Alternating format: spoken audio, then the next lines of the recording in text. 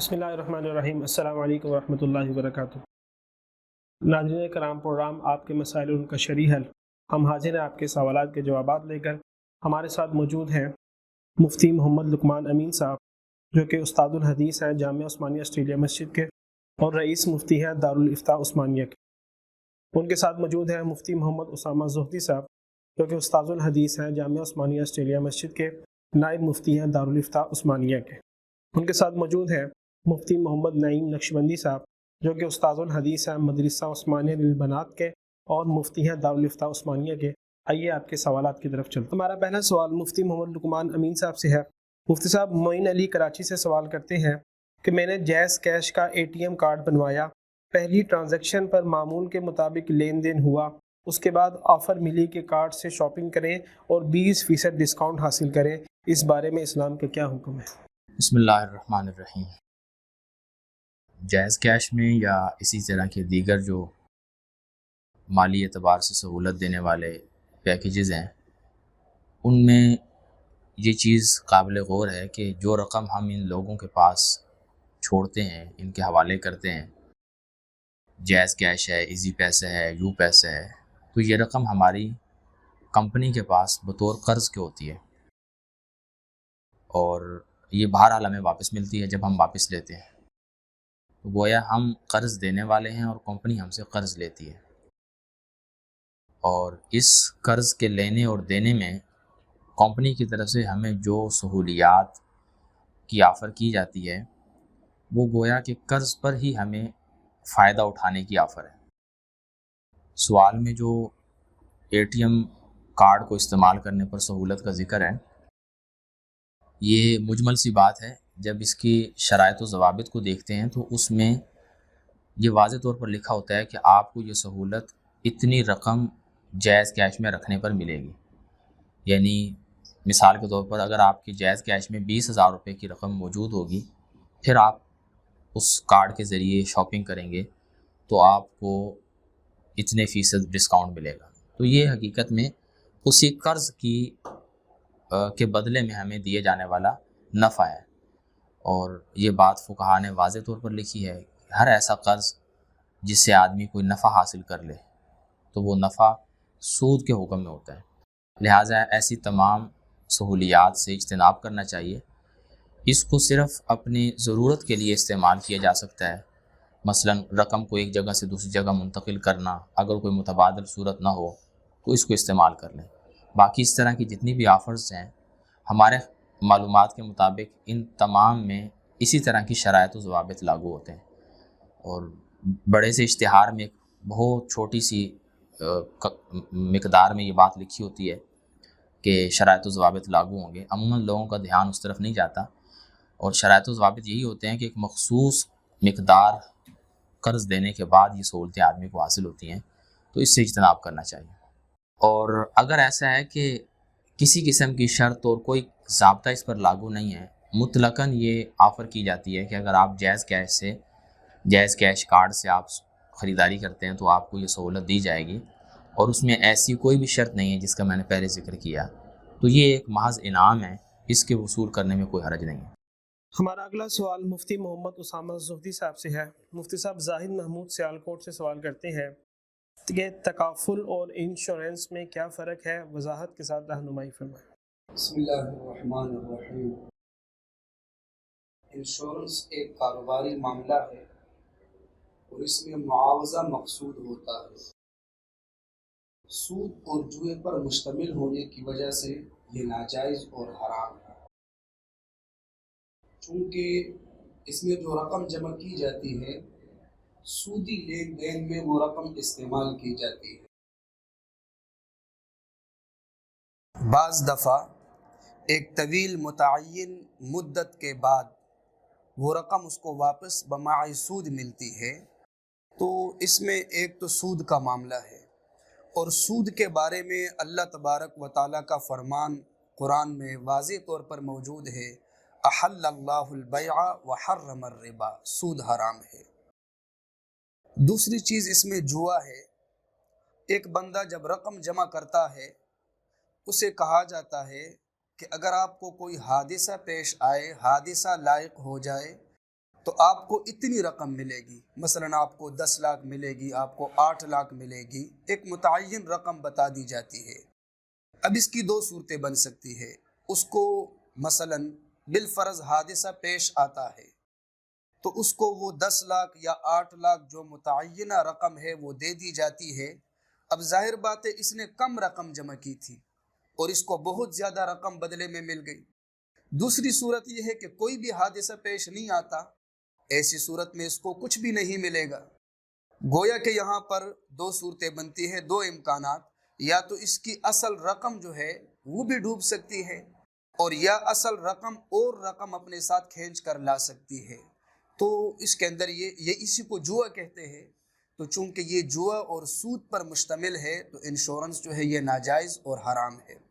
باقی رہا مسئلہ تکافل کا۔ تکافل کا دار و مدار وقف فنڈ پر ہے اور تبرع پر ہے۔ شرکاء ایک امدادی فنڈ قائم کرتے ہیں، پھر اس کو وقف کا نام دیتے ہیں، پھر پیش آنے والے خطرات کے نتیجے میں اگر ان شرکاء میں سے کسی کا کوئی نقصان ہوتا ہے تو اس وقف فنڈ سے اس نقصان کا ازالہ کیا جاتا ہے۔ تو چونکہ اس میں سود اور جوا اس طرح کی خرابیاں نہیں ہیں، لہٰذا اس کی اجازت۔ اگلا سوال مفتی محمد نعیم نقشبندی صاحب سے ہے۔ مفتی صاحب، فضل الرحمان صاحب میاں والی سے سوال کرتے ہیں، کیا ایک ماں اپنی 8 سالہ لڑکے کو برابر کھڑا کر کے نماز پڑھ سکتی ہے جبکہ بچے کو سکھانا مقصود ہے؟ بسم اللہ الرحمن الرحیم۔ شریعت کے جو احکامات ہیں وہ عاقل بالغ مسلمان کے لیے، اور جو بچہ ہے یہ ابھی مکلف نہیں ہے، شریعت کے احکامات اس کی طرف ابھی متوجہ نہیں ہوئے، تو اس لیے اگر ماں سکھانے کی نیت سے بچے کو اپنے ساتھ کھڑا کر لیتی ہے ترغیباً اور تعلیماً نماز سکھانے کے لیے، تو اس میں کوئی حرج کی بات نہیں ہے، ماں کی نماز بھی ہو جائے گی۔ بچہ تو ویسے ہی وہ بچہ ہے، وہ اس کی نماز نفل نماز ہے۔ باقی وہ جو کہ کوئی مرد عورت کے ساتھ کھڑا نہیں ہو سکتا، وہ ایک الگ مسئلہ ہے، اس کی اپنی شرائط ہے۔ بچے کے لیے یہ حکم ہے کہ ماں کی نماز ہو جائے گی۔ ہمارا اگلا سوال مفتی محمد لقمان امین صاحب سے ہے۔ مفتی صاحب، اسرار الحق بنو سے سوال کرتے ہیں کہ میرا ایک بہت قریبی دوست ہے، وہ مجھے کہہ رہا ہے کہ آپ میرے لیے بینک سے پیسے نکلوائیں، میں قسط جمع کرتا رہوں گا۔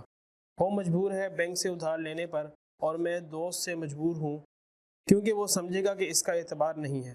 اب آپ رہنمائی فرمائیں کہ اس عمل میں سے میں گناہ گار ہوں گا یا نہیں؟ بسم اللہ الرحمن الرحیم۔ دیکھیے، سود پر پیسہ لینا اور دینا، اس کے بارے میں جناب نبی کریم صلی اللہ علیہ وآلہ وسلم نے جتنی شدید وعید بیان فرمائی ہے، اور سودی لین دین کے بارے میں جس طرح آپ نے صرف 2 آدمیوں کو نہیں بلکہ متعدد افراد کو اس میں گناہ میں شریک بیان فرمایا ہے کہ سود دینے والا، لینے والا، کھانے والا، اس پر وکیل بنانے والا، جیسے یہ صورت سوال میں پوچھی گئی ہے نا، یہ سارے کے سارے سود کے گناہ میں برابر کے شریک ہیں۔ ان سب کو سود خوری کا اور سود کے عمل کا گناہ ہوگا۔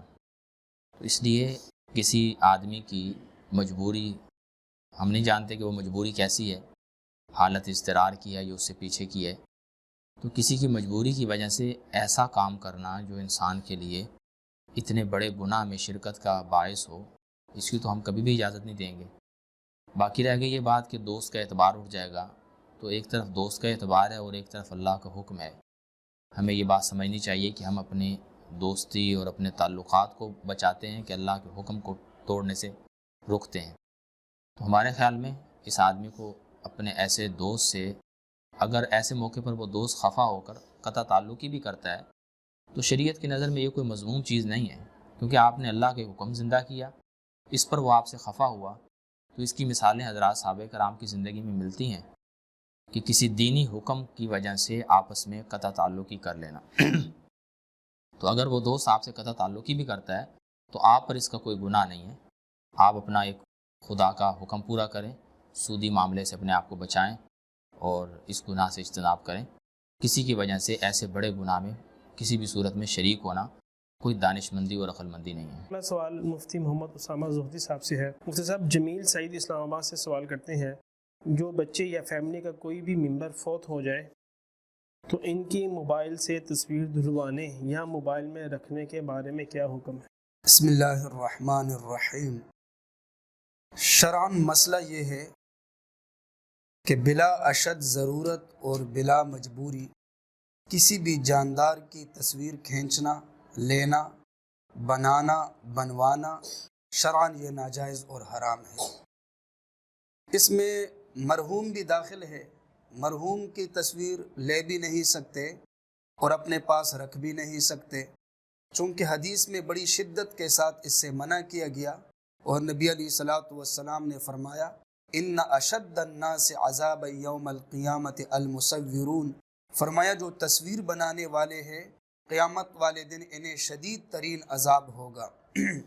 اس میں تھوڑی سی وضاحت یہ بھی ہے کہ جو فوت ہو چکا ہے، جو مرحوم ہے، اگر اس کی وصیت ہے کہ میری تصویر لینی ہے اور اپنے پاس رکھنی ہے، تو ایسی صورت میں اس کا مواخذہ بھی ہو سکتا ہے، یعنی آخرت میں اس کا مواخذہ بھی ہو سکتا ہے۔ اور اگر اس کی وصیت نہیں ہے اور ویسے ہی وارثین نے اس کی تصویر لی تو پھر وارثین جو ہے وہ مجرم ٹھہرائے جائیں گے۔ ہمارا اگلا سوال مفتی محمد نعیم صاحب سے ہے۔ مفتی صاحب، عاطف شفیق لاہور سے سوال کرتے ہیں، اگر وضو کے دوران اذان شروع ہو جائے تو کیا اذان کا جواب دینا چاہیے کہ نہیں؟ نیز وضو کے دوران باتیں کر سکتے ہیں کہ نہیں؟ کہ جی وضو کے دوران اذان کا جواب دینا، وضو کے اپنے اذکار ہیں، ہر اذکار، تمام اذکار اس کو اس کے موقع کے ساتھ جوڑا گیا۔ اب وضو کی اپنی دعائیں ہیں تو اگر اذان کا جواب دے گا تو اس کی وضو کی دعائیں رہ جائیں گی، اس کی وہ سنت پوری نہیں ہوگی۔ بہرحال اس میں جواز اور گنجائش تو ہے کہ اذان کا جواب دے سکتا ہے۔ بات اس طرف ہے کہ آیا یہ اولا ہے اس کے لیے وضو کے دوران جواب دینا یا نہیں؟ تو اولا تو اس کے لیے یہی ہے کہ یہ وضو کر رہے تو وضو کی دعاؤں کا اہتمام کرے، چونکہ ایک سنت کی وجہ سے، ایک سنت کو پورا کرنے کے لیے دوسری سنت کو چھوڑنا یہ بھی غیر مناسب بات ہے۔ تو ویسے بھی کتابوں میں مسئلہ لکھا ہے کہ اگر اذان کو تھوڑی دیر ہی ہوئی تو بعد میں بھی اذان کا جواب دیا جا سکتا ہے، تو اس لیے اذان وضو اپنا پورا کر کے بعد میں اذان کا جواب دے دے، کوئی حرج کی بات نہیں ہے۔ دوسرا سوال کہ وضو کے دوران باتیں کرنا، ایک ہے دین کی باتیں کرنا، ایک ہے دنیا کی باتیں کرنا۔ تو دین کی باتوں کی تو گنجائش ہے، جواز ہے، اور دنیا کی باتیں کرنا وضو کے دوران یہ علماء نے اس کو مکروہ لکھا ہے۔ ہمارا اگلا سوال مفتی محمد لقمان امین صاحب سے ہے۔ مفتی صاحب، عمران قیوم کوئٹہ سے سوال کرتے ہیں کہ چرس کا کاروبار کرنا کیسا ہے، یعنی حلال ہے یا حرام؟ ہمارے کچھ دوست یہ کام کرتے ہیں، ہمارا اکثر اس بات پر بحث و مباحثہ ہوتا ہے کہ چرس کے پیسے سے کھانا پینا اور گھر کی ضروریات چلانا کیسا ہے، رہنمائی فرما کر ثواب درائن حاصل کریں۔ بسم اللہ الرحمن الرحیم۔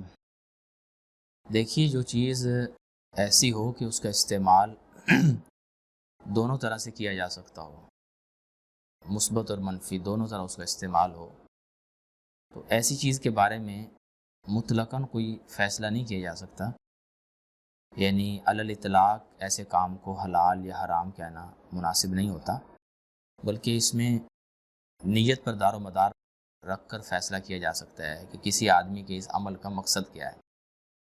سوال میں جو پوچھا گیا ہے، اب اس چیز کا استعمال ادویات میں بھی ہے اور اسی طرح دیگر ضرورتوں کے لیے بھی اس کا استعمال کیا جاتا ہے، تو اگر تو کسی ایک ضابطے کے تحت یہ کام کیا جائے، مثلا حکومت کسی کو یہ اجازت دے دے کہ تم یہ کام کرو اور حکومت اس کی نگرانی کرے اور یہ کام ایک ضرورت پوری کرنے کے لیے کیا جاتا ہو، جیسے میں نے کہا ادویات سازی میں بھی استعمال ہوتا ہے، اگر تو صرف اسی حد تک یہ چیز رہے تو پھر تو یہ بالکل ٹھیک کام ہے، حکومت کی اجازت سے ہوگا اور ایک درست ضرورت کو پورا کرنے کے لیے ہوگا۔ لیکن اگر اس کاروبار کو حکومت کی اجازت کے بغیر کیا جائے، ملکی قانون کی مخالفت اس میں کی جائے اور اس کے ذریعے قوم کو مطلب نشے میں اور ایسی غلط چیزوں میں مبتلا کیا جائے، تو پھر یہ کام غلط ہے، پھر ہمیں اس کام کو ہم درست نہیں کہہ سکتے، پھر بہرحال ملکی قانون کی بھی مخالفت ہے، اور شرعی طور پر بھی ایسے نشہ آور اشیاء کی خرید و فروخت جب نشے کے مقصد سے کی جائیں تو اس کی اجازت نہیں ہوتی، تو یہ معاملہ پھر ناجائز ہوگا. اس کی آمدنی کو ہم حلال نہیں کہہ سکتے کہ ملکی قانون کی بھی اس میں مخالفت ہے اور شرعی احکام کی مخالفت ہے. لیکن اگر حکومت کی طرف سے اس کام کی اجازت ہو جائے اور مخصوص لوگوں کو ایک ضابطے کے تحت اس کی خرید و فروخت کی اجازت ملے تو ٹھیک ہے، اس کا کاروبار اپنی جگہ بالکل درست ہوگا. ہمارا اگلا سوال مفتی محمد اسامہ سعودی صاحب سے ہے. مفتی صاحب، اجمل کریم راولپنڈی سے سوال کرتے ہیں، کیا داماد کو زکوٰۃ دینا جائز ہے؟ بسم اللہ الرحمن الرحیم. اگر وہ مستحق زکوٰۃ ہے اور ہاشمی نہیں ہے تو ایسی صورت میں اس کو زکوٰۃ دے سکتے ہیں، اور بلکہ اس کو زکوٰۃ دینے کی صورت میں زکوٰۃ دینے والے کو ڈبل اجر ملے گا. ایک تو اس وجہ سے کہ فرضیت زکوٰۃ کی ادائیگی بھی ہو گئی یہاں، اور دوسری وجہ یہ ہے کہ صلہ رحمی بھی ہو گئی. تو ان دو وجوہات کی بنا پر اس کو ڈبل اجر ملے. اگلا سوال مفتی محمد نعیم صاحب سے ہے. مفتی صاحب، حارث عبید بڈگرام سے سوال کرتے ہیں، نسوار اور سگریٹ کا شریعت میں کیا حکم ہے اور اس کے استعمال سے وضو ٹوٹتا ہے کہ نہیں؟ یہ نسوار اور سگریٹ کا استعمال کرنا کتابوں میں اس کو کراہت کے ساتھ ذکر کیا گیا ہے. اس کو مکروہ کہیں گے. جو شریف لوگ ہیں، اچھے لوگ ہیں، ان لوگوں کا وہ لوگ اس طرح کے کام نہیں کرتے اور نہ ہی کرنے چاہیے. تو لہٰذا یہ غیر مہذب اور مکروہ ہوگا. باقی اس سے وضو ٹوٹتا نہیں، البتہ وضو کر لینا چاہیے. وضو ٹوٹے گا نہیں. دوسرا، چونکہ سگریٹ پیتا آدمی تو منہ سے بو آتی ہے، اسی طرح نسوار جو رکھتا ہے تو منہ سے بو آتی ہے. تو وضو کر لینا چاہیے، وضو ٹوٹتا نہیں ہے. منہ کی بدبو کو زائل کر لینا چاہیے عبادت کے لیے. بہت بہت شکریہ مفتی صاحب. ناظرین محترم، یہ تھے آپ کے آج کے سوالات کے جوابات. انشاءاللہ آپ کے بقیہ سوالات کے جوابات لے کر پھر حاضر ہوں گے. تب تک کے لیے ہمارے ادارے جامعہ عثمانیہ کو، ان کے تمام اراکین کو اور اس کی تمام ٹیم کو دعاؤں میں یاد رکھیے گا. اللہ حافظ.